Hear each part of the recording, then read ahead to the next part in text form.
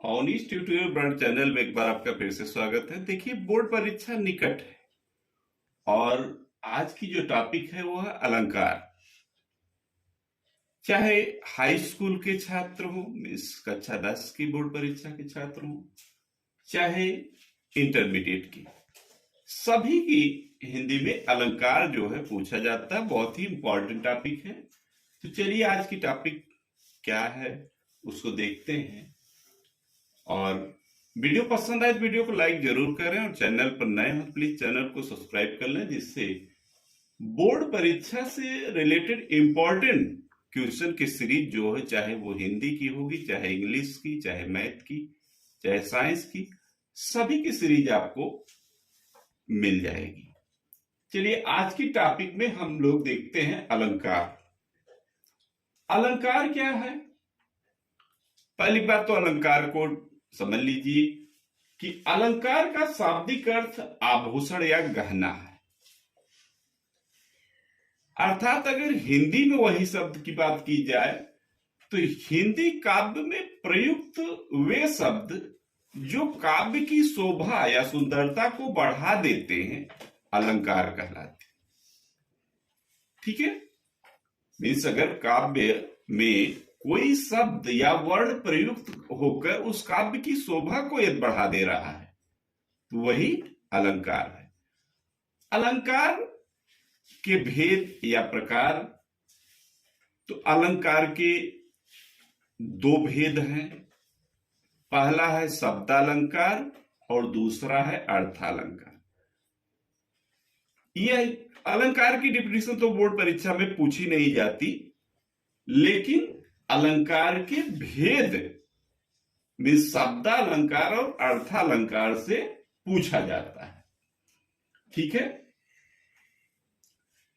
तो शब्दालंकार, चलिए हम लोग शब्दालंकार पर चलते हैं, टिप्पणी करते हैं। शब्दालंकार क्या है? किसी काव्य में कोई वर्ण या शब्द यदि प्रयुक्त होकर उस काव्य की सुषमा या सुंदरता या शोभा को बढ़ा रहे हो तो वहां शब्दालंकार होता है। ठीक है, अब शब्दालंकार के भेद को देखिए। शब्दालंकार के भेद, शब्दालंकार तीन प्रकार का होता है। पहला है अनुप्रास अलंकार, दूसरा है यमक अलंकार, तीसरा है श्लेष अलंकार। ठीक है, तो चलिए पहला हम लोग देखते हैं अनुप्रास अलंकार। अनुप्रास अलंकार क्या है कि यदि किसी काव्य में एक ही वर्ण, वर्ण माने अक्षर, एक ही वर्ण दो या दो से अधिक बार आकर उसकी सुंदरता को बढ़ा रहा हो तो वहां अनुप्रास अलंकार होता है। मीन्स किसी काव्य में यदि एक ही वर्ण कई बार प्रयुक्त होकर उसकी सुषमा या शोभा को बढ़ाए तो वहां अनुप्रास अलंकार होता है। चलिए उदाहरण देखते हैं। उदाहरण देखिए, एक मैंने दर्शाया है, तरनी तनुजा तट तमाल तरुवर बहुछाए। यहां देखिए ता वर्ण जो है, ता वर्ण की आवृत्ति कई बार हुई। तरन में भी ता आया हुआ है, तनुजा में भी ता आया है, तटी में ता देखिए, तमाल में ता, तरुवर में ता। इनके शब्द के अर्थ से मतलब नहीं, यहां ता वर्ण की आवृत्ति देखिए। तो तरनी तनुजा तट तमाल तरुवर बहुछाए, तो स्पष्टीकरण भी दे दीजिए कि उक्त काव्य में तावर्ण की आवृत्ति बार बार होकर काव्य की शोभा बढ़ाता है, बढ़ता है, अतः यहां अनुप्रास अलंकार है। इसी ढंग से एक एग्जाम्पल और देख लीजिए। उसकी मधुर मुस्कान किसके हृदय तल में नहीं बसी। तो मधुर का म और मुस्कान का म, माने म वर्ण जो है, म अक्षर एक से अधिक बार प्रयुक्त होकर इस काव्य की शोभा को बढ़ा रहा है, अतः यहां अनुप्रास अलंकार है। ठीक है, चलिए दूसरा हम लोग यमक अलंकार की चर्चा कर लें। यमक अलंकार क्या है, आप डिफिनेशन चाहे तो नोट कर लिया करिए कि जिस काव्य में एक ही शब्द दो या दो से अधिक बार भिन्न भिन्न अर्थों के साथ प्रयुक्त होकर काव्य की शोभा बढ़ाए, वहां यमक अलंकार होता है। ठीक, चलिए तो यमक अलंकार में क्या है कि किसी काव्य में यदि एक शब्द दो या दो से अधिक बार प्रयुक्त हो लेकिन उनके अर्थ अलग अलग हों, इस प्रकार से यदि काव्य की वे शब्द शोभा बढ़ा रहे हों तो वहां यमक अलंकार होता है।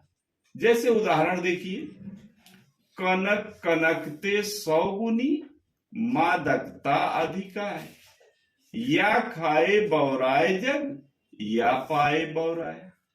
तो देखिए यहां कनक कनक एक ही शब्द दो बार लिखा गया है।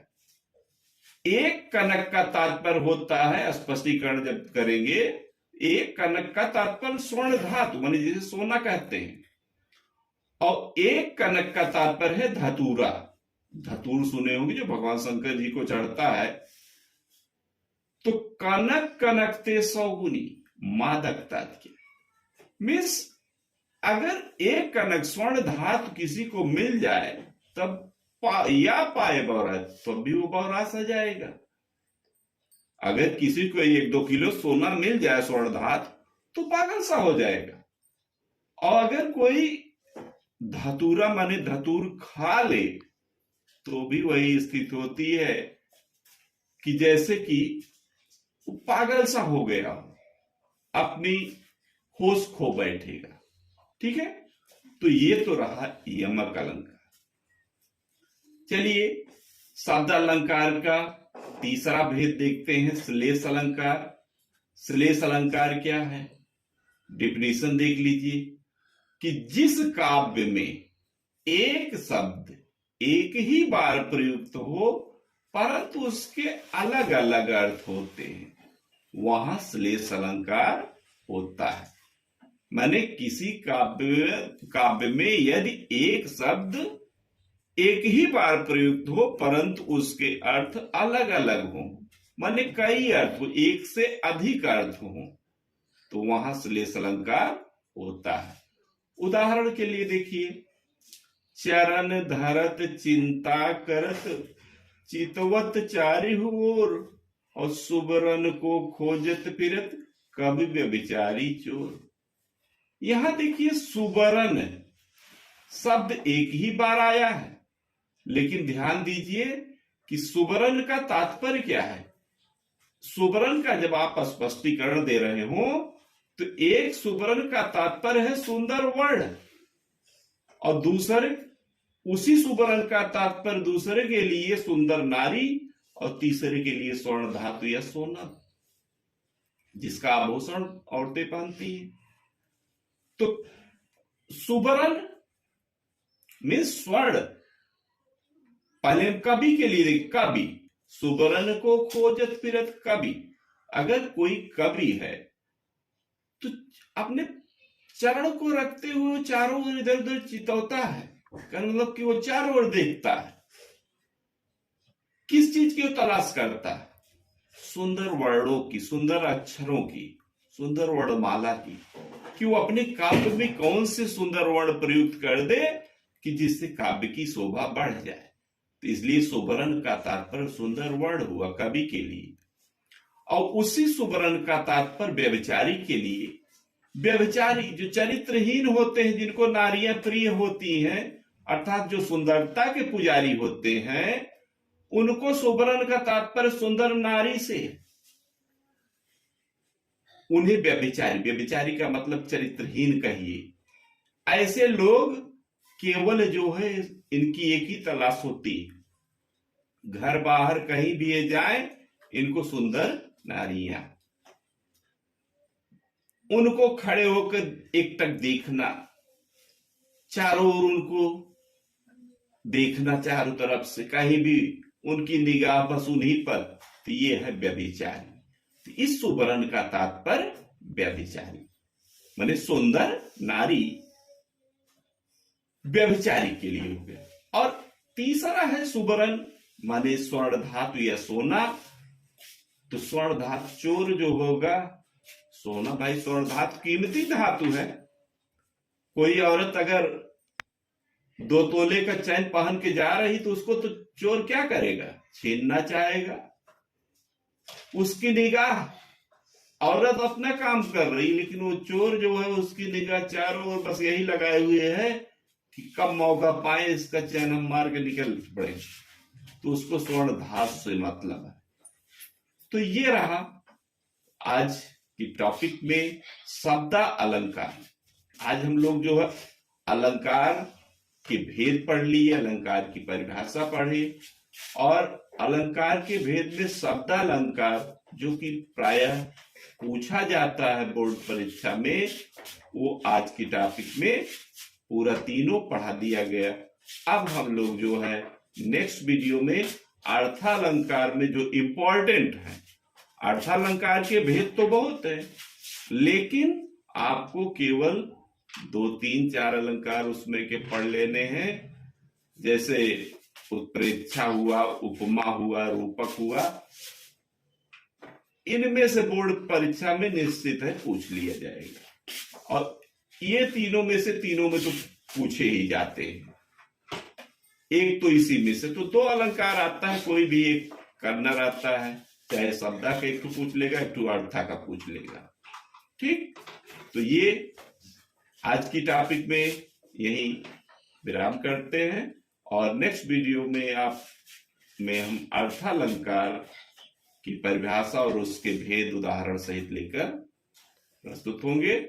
तो वीडियो पसंद आई हो तो वीडियो को लाइक जरूर करें, और चैनल पर नए हो तो चैनल को प्लीज सब्सक्राइब कर लें। ये चूंकि बोर्ड परीक्षा तो आपकी डेट घोषित ही हो गई है कि बोर्ड परीक्षा निकट है, तो ज्यादा समय नहीं बचा है, तो आपको शॉर्ट में समरेबल क्वेश्चन माने समरी के रूप में छोटे छोटे टॉपिक करके आपको पढ़ा देते हैं। ठीक है, तो एक बार पुनः कहेंगे कि वीडियो पसंद आई हो तो लाइक करें जरूर भाई, और चैनल पर नए हो तो चैनल को सब्सक्राइब कर लें। Okay, thank you.